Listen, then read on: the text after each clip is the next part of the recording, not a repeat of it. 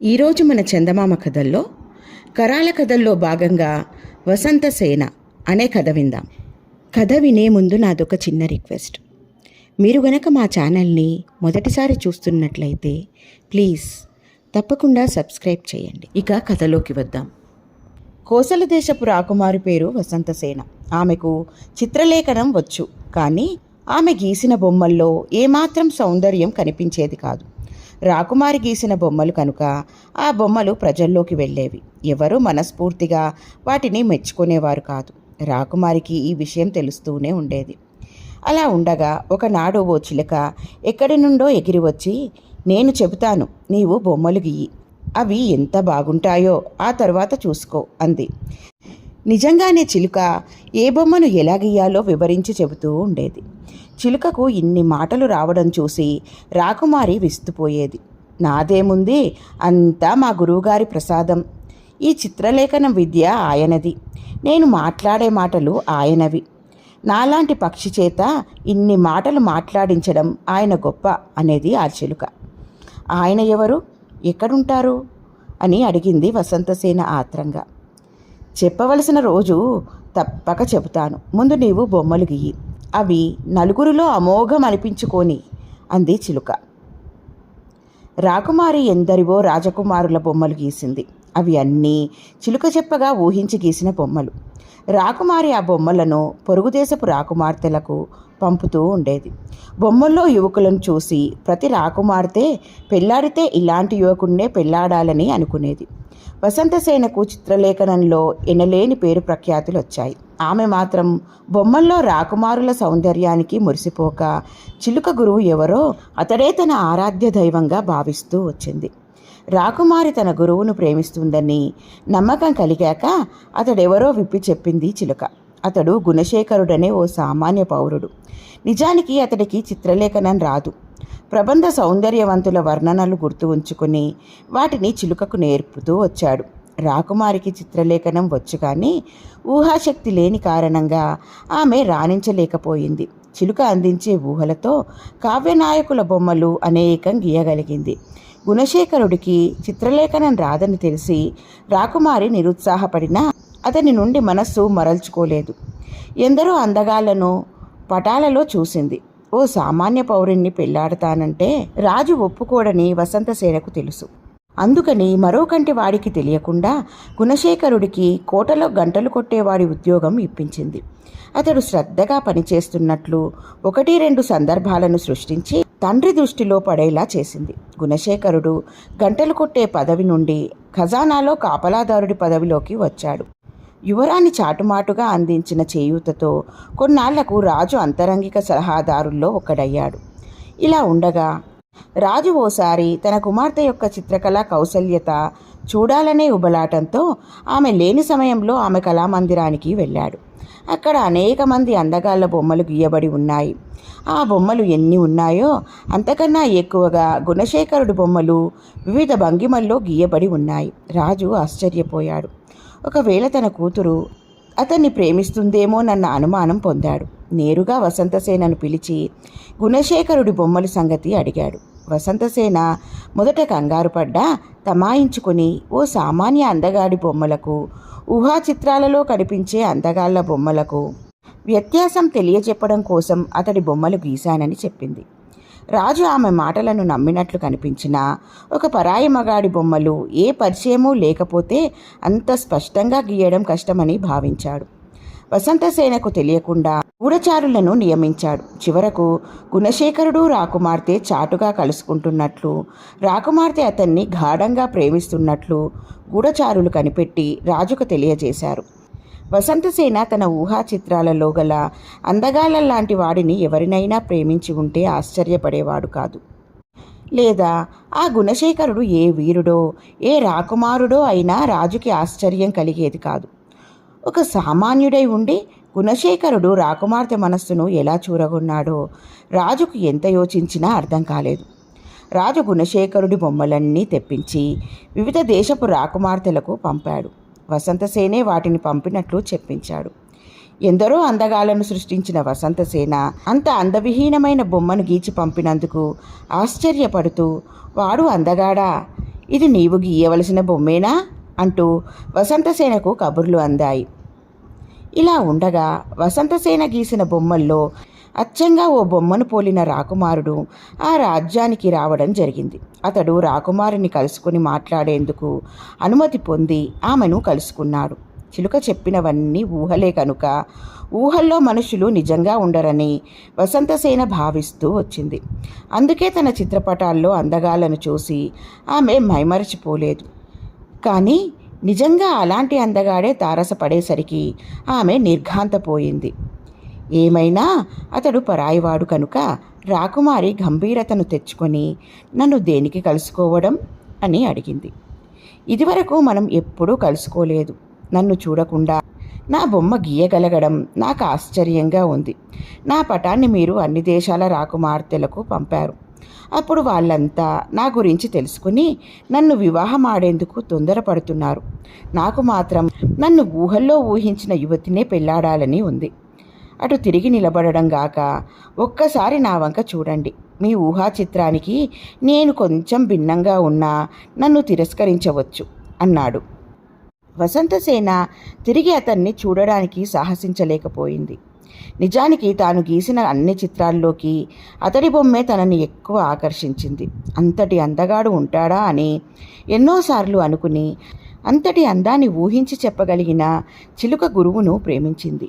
ఇప్పుడు వాస్తవంగా ఆ అందగాడే వచ్చి నన్ను చూడు అని పిలుస్తుంటే ఆమెకు మతిపోయింది. గుణశేఖరుడు చిలక్కి చెప్పిన మాటలన్నీ గ్రంథాలలోనివి అని అన్నాడు. ఒక్క ముక్క తప్పకుండా గ్రంథాలలో మనిషి ఎలా వస్తాడు? రాకుమారికి ఏమి చేయాలో తోచక నేను మిమ్మల్ని చూడవలసింది ఏమీ లేదు. మా తండ్రి అంతరంగిక సలహాదారుల్లో గుణశేఖరుడనే ఆయన ఉన్నారు. ఆయన్ని వెళ్ళి కలవండి అన్నది. గుణశేఖరుడంటే నా రాజ్యంలో నా దగ్గర సేవకుడుగా పనిచేసిన వాడొక్కడు ఈ రాజ్యానికి వచ్చాడు.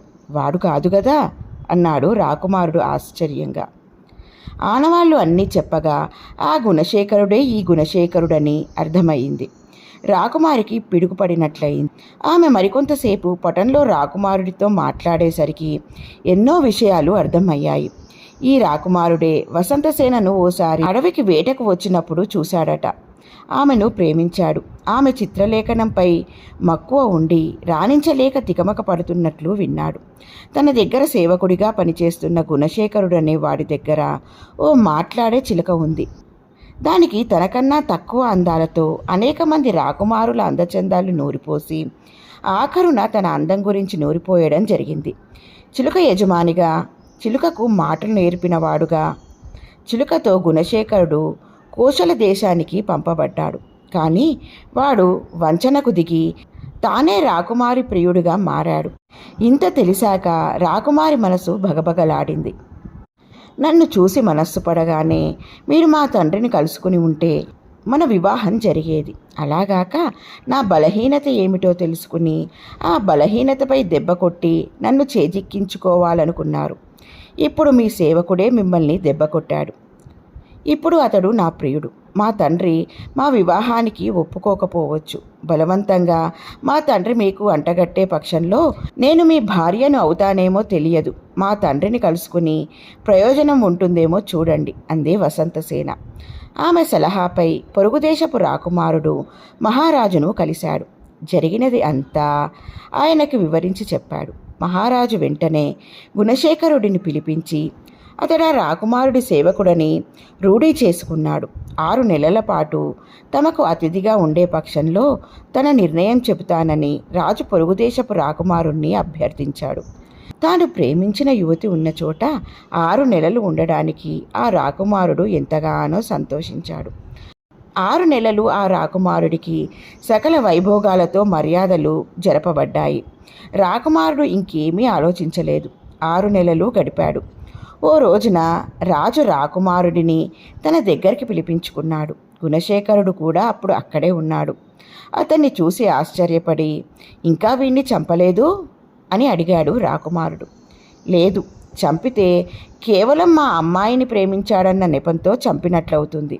కనుక ఆ చంపే అవకాశం మీకే ఇస్తున్నాం అంటూ ఇద్దరికీ చెరో కత్తి అందించి మీలో ఎవరు గెలిస్తే వారు రెండో వారిని చంపేయవచ్చు అన్నాడు రాజు. రాకుమారుడు నవ్వుకున్నాడు. గుణశేఖరుడిని రాజు పరోక్షంగా ఏ రకంగా చంపదలచింది అతడికి అర్థమైంది. ఇద్దరి కత్తులు కలిశాయి. ఇదివరకు కత్తి పట్టడమే చేతగాని గుణశేఖరుడిని మొదటి వేటుకే రాకుమారుడు నరికివేయగలననుకున్నాడు. కానీ అలా జరగలేదు. గుణశేఖరుడు కత్తి యుద్ధంలో నైపుణ్యం సంపాదించినట్లు కనిపించాడు. ఇద్దరి మధ్య ఘోరమైన యుద్ధం జరిగింది. ఈ 6 నెలలు గుణశేఖరుడు నేర్చుకునేందుకు కత్తి పట్టి ఉండడము, దమ్ము పట్టడంలో, కత్తిని చెలాకీగా తిప్పడంలో రాకుమారుడి కన్నా పైచేయి అయ్యింది. 6 నెలలుగా కత్తి పట్టక సుఖభోగాల్లో ఉన్న రాకుమారుడు చివరికి చిత్తుగా గుణశేఖరుడి చేతిలో ఓడిపోయాడు. గుణశేఖరుడు అతన్ని దయతలిచి వదిలివేశాడు. రాకుమారుడు అవమాన భారంతో వెళ్ళిపోయాడు. రాకుమారికి గుణశేఖరుడికి వివాహం జరిగింది. కరాళుడు ఇంతవరకే వివరంగా ఈ కథ చెప్పి రాజు గుణశేఖరుడిని ఎందుకు క్షమించినట్లు, 6 నెలలు కొత్తగా అతడికి కత్తి యుద్ధం ఎందుకు నేర్పించినట్లు, రాకుమారి ఆ రాకుమారుణ్ణి తండ్రి దగ్గరకు పంపటంలో గల అర్థం ఏమిటి? ఓ సవిత్వక మహారాజా, వీటన్నిటికీ నీవు సమాధానాలు చెప్పగలిగినప్పుడే నీ మనుగడ, లేదా అని ఏదో అనబోయేంతలో సవిత్వకుడు అందుకొని ఈ రకంగా జవాబు చెప్పాడు. స్త్రీ ఒక్కసారే మనస్సు అర్పించగలదు. తాను మెచ్చినవాడు పరులకు సేవకుడు కావచ్చు, వంచకుడు కావచ్చు, తనకి ప్రియుడు. ఆ రకంగా రాకుమారి గుణశేఖరుడినే తన భర్తగా నిర్ణయించుకుంది. తన గూఢచారుల వల్ల గుణశేఖరుడు తన కూతురు ప్రేమించుకున్నారని తెలుసుకున్న రాజు ఏదైనా చేసేవాడైతే వెంటనే గుణశేఖరుడిని చంపించేవాడు. ఒక్కగానొక్క కూతురు కోరిక తీర్చడమే రాజు ధ్యేయం కనుక ముందు మనస్తాపపడ్డా చివరకు గుణశేఖరుడే తన అల్లుడని నిర్ణయించుకున్నాడు. మానసికంగా రాకుమార్తె రాజు కూడా గుణశేఖరుడు తమవాడని అనుకుంటూ ఉండగా పొరుగుదేశపు రాకుమారుడు వచ్చాడు. గుణశేఖరుడి గురించి అసలు వివరాలు తెలిసాయి.